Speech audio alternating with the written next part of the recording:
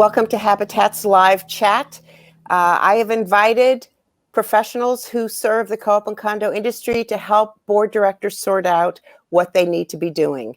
We have Ken Jacobs from the law firm of Smith, Buss & Jacobs, Stephen Sladkus from the law firm of Schwartz Sladkus, and Michael Wolfe, who's president of Midboro Management. Michael, we'll start with you. You're on the front lines. What are your board directors asking you, and what has been your advice over the past couple of weeks? Well, the boards are certainly concerned about their own families, their own well-being. Certainly the building staff who is really on the front lines that is actually interacting with delivery people, vendors. And as this evolves and more test positives occur, the boards are certainly concerned about people that are self-quarantined, people that are test positive, and also people that should be self-quarantined and are not. So we've developed a series of memos and bulletins to all of our residents in our buildings and our boards and our resident managers who are conveying, direction and protocol to building staff. So first of all, we have changed the way we conduct ourselves. Many of us are working from home, either full-time or part-time, but as important is the safety and well-being of the residents in the building. So most of the amenity rooms, if not all, are being closed immediately in all of our managed properties, and quite frankly, across the whole co-op condo or residential real estate world. We've seen restaurants and bars being closed, houses of worship, all types of commercial places where there's social gathering. So the first step was to close all amenity rooms in buildings so people can't congregate either in large crowds or actually keeping that social distance. The other thing is deliveries. I applaud Seamless and Grubhub, who've added something to their app where they actually call it distance delivery, where people are getting deliveries and they could correspond with that delivery person. This is not a plug for Grubhub or Seamless, but we're trying to keep as many people from walking through different areas of the building that may spread the virus. So we have developed protocols such as the cleaning protocol. So if somebody's self-quarantined or somebody has a test positive case, we are actually treating those the same because a quarantined person may in fact have the virus. And those protocols, much of which has been kind of confirmed by the union as well for union buildings, is just a thorough disinfecting of that person's floor, the lobby, the elevator, and also anywhere they've traveled. Wait, let me just ask you, because I've heard this a lot in buildings where somebody has been infected. So you can thoroughly clean where that person has gone, and 5 minutes later somebody's walked in and gotten their germs on it. I don't quite get it. 100%.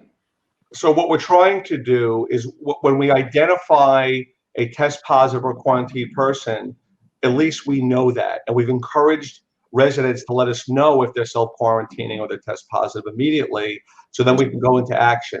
As we know, we can't just shut down all the hallways. There's not been a motion to let just everyone be in their apartments indefinitely.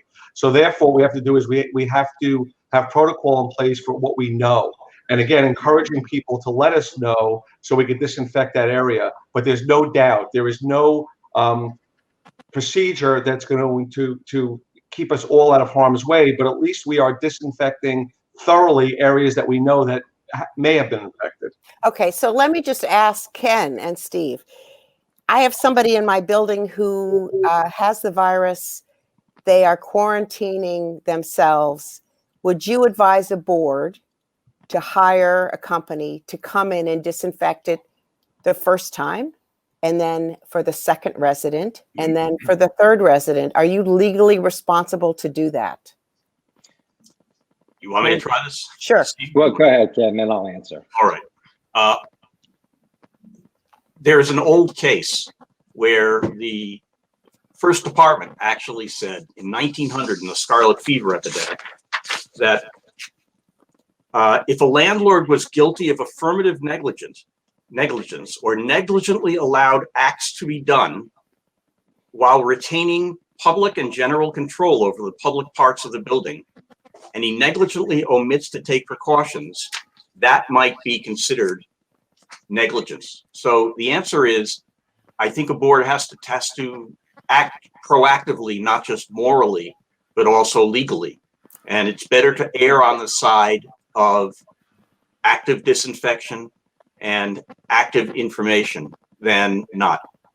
Steve? Ken, I agree. I think boards really have a duty to act reasonably. And I think if someone, God forbid, gets infected in a building, yes, a clean would be a good thing. But if more and more people get infected in a building, to have professional cleaners come over and over and over again, you know, a building is going to look at $100,000 worth of cleaning bills before they know it. I think reasonable Lysol and disinfectant and Clorox wipes, I guess, if someone is found to have the virus, to clean the hallways, the lobbies, but certainly professional services, I don't think are necessary because someone else could just walk in and as Carol said before, you know, the next minute somebody could contaminate all over again, and it's a vicious cycle. We have boards that have Max on call. So I think the board's going to be making a choice as to whether building staff or a third-party cleaner is going to come in. And it may depend on whether somebody actually tests positive for the virus and informs the building. Michael, do you have any thoughts on whether staff or professional cleaners? I think it's going to depend on how many test positives we have and what rooms they were in. But actually, having these amenity rooms closed is really helping us, because now we're not concerned about somebody test positive that may not even know that they are, because they're asymptomatic and they're in a gym or they're in a playroom. So all those rooms being shuttered is a fabulous endorsement by the boards and ownership of, of rental buildings. So my point on this, we had one of the first cases in one of our buildings in the city, and we actually brought in professional cleaners at a fairly substantial cost, close to $10,000 for a fairly small building. They come in with full hazmat, and what we've been told by the CDC and the Department of Health, it's not absolutely necessary, that the disinfecting properly, rubber gloves, protective gear, personal protection enhancement. We've actually bought coveralls for all of our building staff. We're going to get goggles. Masks, unfortunately, are unavailable, but everything you read says the mask isn't absolutely necessary. So the thorough cleaning is an absolute must as far as we're concerned, and we've conveyed that to all of our clients, and we take that action in every case we have. In addition, we had a situation last week where somebody returned from one of the countries that are on, let's call it the watch list, and that person refused to self-quarantine themselves. We called 911 and the Department of Health, and they came, hospital came, Department of Health came, and they actually told this person, look, they have an obligation to self-quarantine themselves, so that corrected that issue. Michael, I just interrupt you for a minute. I totally agree with that, because one thing that I know a lot of us have been discussing is, what do you do if somebody's been infected and they're not self-quarantining? And Ken, maybe you disagree with this, but I think the best way is either to call 911, 311, or the Department of Health immediately to try to have public authorities act. I think going to court is an absolute no-win. First of all, the courts are practically closed now.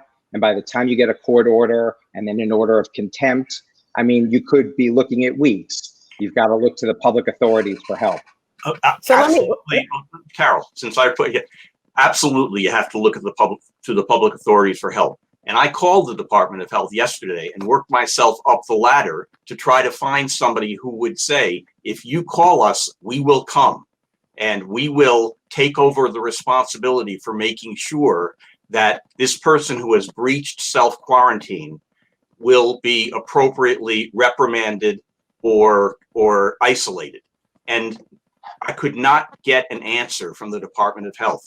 They said, this is a legal question. We're consulting Department of Health counsel, and they refused to get back to me. So let me just, for a board, for very practical advice, does it make sense as a board, if I am told by staff that somebody has violated quarantine, self-quarantine, that I have a record, our board has a record that we have called public authorities to alert them? Am I off the legal hook if something terrible goes awry? As best you can, yes. When I was proposing going to court, I was thinking of that as a last resort. If no one else will take responsibility, then a board should go and ask a judge whether they will take responsibility. If somebody Sorry, go ahead, Ken. So somebody has to act. And I absolutely think you should call the public authorities, but if they don't act and you feel your residents are at risk, then I think you have to consider court action. Yeah, I just to quickly respond to that, I hear you and understand you. I think we're in uncharted territory here. I think I would rather go to the police first than go to the courthouse, quite frankly, because to me, spreading this virus intentionally is tantamount to an arrestable offense. I mean, clearly. I understand, and in Missouri, they actually did arrest somebody who violated quarantine. So let me just go back to some practical things. Michael, you talked about the amenity rooms. What about the mailroom? The mailroom is still functioning, but we're washing it down, or let's call it disinfecting it quite often, as well as the elevator buttons, handrails, things that people touch frequently. We're putting some gloves in laundry rooms. So laundry rooms we're keeping open because people need to clean their clothes. And unfortunately, if there's enough spread of this, we may even have to close laundry rooms, but we're not there yet. It's also, I want to go back to one of the points, if I may, just so people know what's been happening, is on a test positive case, the Department of Health is visiting that infected person or persons every 2 days for a wellness check. They're also removing their trash. We've been told the trash could go out with our regular garbage. The problem will be how many people the Department of Health have to do these wellness checks if the virus continues to spread at a very quick rate. Yeah, they don't have enough people to do that. Correct. Would you advise boards, or maybe this is already going on in buildings, that all staff wear gloves? We are having staff wear gloves. Gloves are available, as I mentioned, on laundry rooms as well. You know, let's not forget for a minute, not that we did on this call certainly, but applaud the working building service workers that are in all of our buildings, that are on the front lines, you know, dealing with all of our staff and providing excellent service and during these difficult times. I mean, we applaud them gratefully.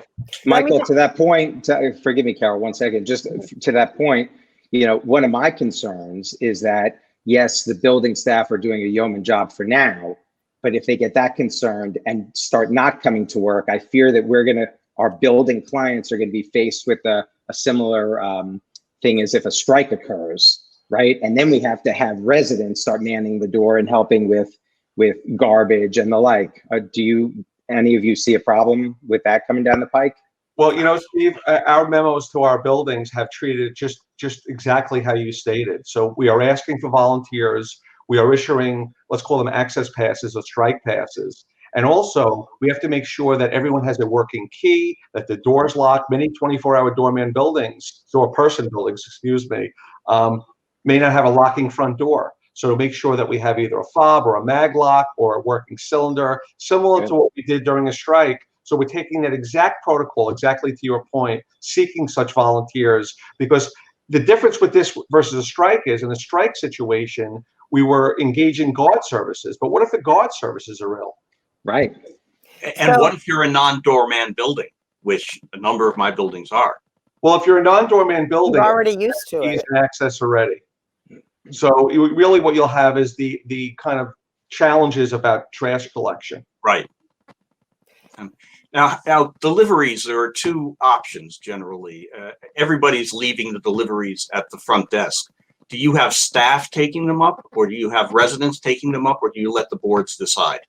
We're letting the boards decide, but we sent out a memorandum to all of our client buildings encouraging them to take that step. I believe my entire portfolio of 140 buildings all agree that the delivery should remain in the lobby. However, buildings that have manual elevators, that have concierge or door people, they may bring those packages up. But the building staff brings it up. Right. For the most part, they go off after hours. The other thing some of the boards are doing, restricting the hours for deliveries. But as more and more people are home, people need to eat. Right. I was going to say that with more and more people home, I mean, I don't care how big your building is, the staff is going to get pretty thin in delivering things upstairs. Would you recommend for a board, now they're the one who are, along with management, are in charge of communication. How often should they be communicating with their residents pretty much about anything regarding the illness? I think like any building, always communication is key.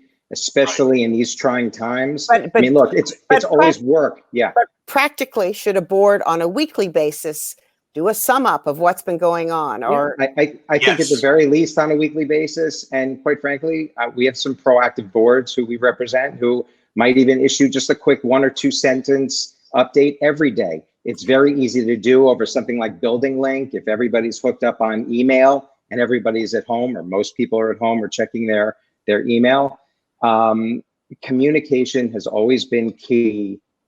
And I think regular updates by the board, if anything, will just help make people feel better. Michael, Yeah, are your we boards recommend- doing this? Well, Carol, we do it on behalf of most of our boards. So we've communicated multiple times to our buildings, but it's important to note that when a test positive case is known, we do communicate that to the residents that one is known, but we do not identify the floor or the resident's name for their own I agree with that 1,000%. privacy and protection. But it's important for them to know that there is one, number one, and number two, what we've done to make them feel better about it. So we do mention that we disinfect the areas where that person has been. And once they're behind closed doors, based on what the data we know today, is that that's a safe haven, right? Once they're in that apartment and they're quarantined and we clean, they're not exposing themselves to other people in the building. And are you recommending that if a resident was tested positive, they are required to tell the building? We are encouraging them to let us know, but quite frankly, if they are test positive and they're in an apartment, when the Department of Health shows up in the hazmat suits, it's like Ghostbusters. Everybody's well aware that somebody in the building, there's an issue. But it's also important to note, we had a case recently where we thought people would test positive. They thought they would test positive, and the test came back negative, which was actually a very positive sign. They didn't feel well, but the unfortunate reality at this particular juncture is that the test results took 4 to 5 days.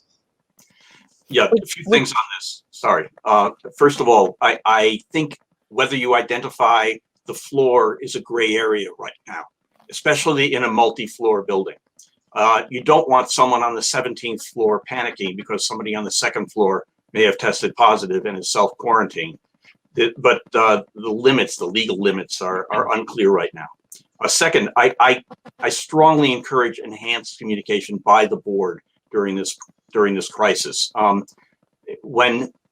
You might liken this to a casualty, and having the board communicate with the shareholders regularly about status of restoration, status of the building, et cetera, and even soft news, positive news, went a long way to keeping up building morale. And I think we're going to need that. I just want to confirm, if I'm on the board of directors, do I want to say to all my residents, if you test positive, you must, a requirement, let me know, or let You can make any know? requirement you want, Carol. You can't force anybody to do anything. And legally, you can't force it. But you can, and boards should put it out there that if you test positive, you are strongly encouraged to confidentially tell the board, and the board should assure the resident that their identity, and quite frankly, Ken, I think, and Michael, the floor should not be disclosed. There was a memo from March 4th or 5th from the New York City Department of Health, which came right out and said that there is no data whatsoever that shows any chance of cross-contamination between units if you're self-quarantined. So once someone's in there, whether it's your next door neighbor or you live on 2 and the infected person is on 17, to me, it doesn't matter. I think people have a right to know there's an infected person in the building, and everything is being done to protect other residents and their self-quarantining. I think it's a gray area.